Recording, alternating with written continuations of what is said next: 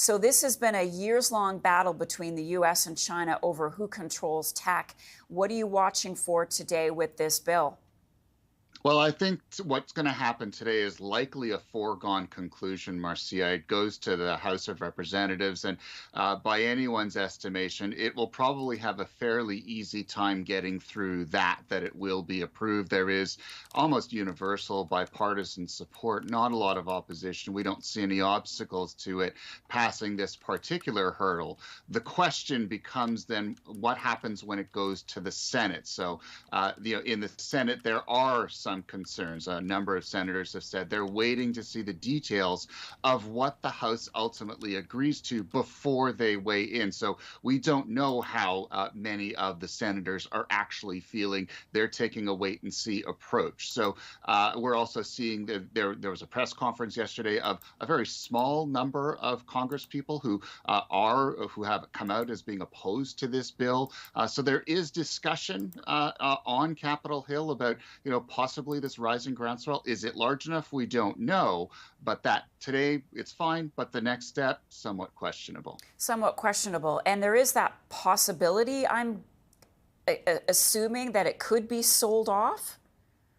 There is, there are there's speculation now about some companies that might step forward even before a bill is enacted into law to make an offer for the company to essentially stop this process in its tracks and let the free market deal with it and take away the problem that the U.S. government has identified.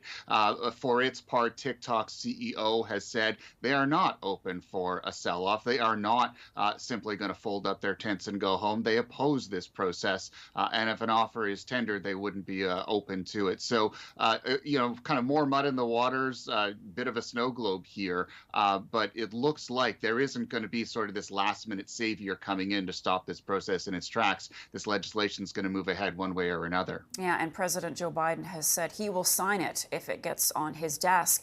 So what about the people who not only are addicted to TikTok, that's a whole other category, but there are people that use it to promote their business, to promote themselves. If they are social influencers, this is how they make their livelihood.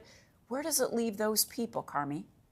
It leaves them dark. 170 million people use TikTok every day. Now, obviously, not all of them are influencers. Not all of them are businesses that are selling their products and services on the platform, but a sizable chunk are. There are a lot of people, this is their career. There are a lot of businesses that have tried different platforms, but TikTok, because of its algorithm, because of the way it's built, it's incredibly effective as a marketing tool. So you take that away, it's not like you can easily shift to another channel to find your markets. Small businesses will be differentially affected by this. It'll have a huge and negative impact on them. And this has never been done before at this scale. We've never had a national scaled outage, a forced outage of an app before. So this is unprecedented territory. And because TikTok is really its own sub-economy.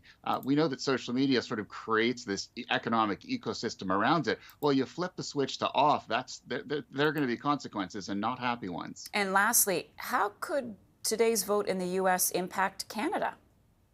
I think Canada should be watching. I know our legislators should be watching very carefully. We often do that. We wait for other jurisdictions who are a little bit more progressive, usually the U.S., usually the EU, to kind of figure it out for themselves. And then we learn from those mistakes and then craft our legislation and process accordingly. So I would expect that we're doing the same thing. And if this law does move forward and become law, and if it sort of accomplishes what lawmakers are hoping it accomplishes, I would expect something similar in Canada to be at least proposed or discussed within a few months, because the last thing that you want, especially considering our proximity to the U.S. economy, is to be next to a jurisdiction where this is happening and be completely out of sync with them. We can't afford to be out of sync with them on issues of digital policy that are this important, where our platforms literally are completely interdependent on each other.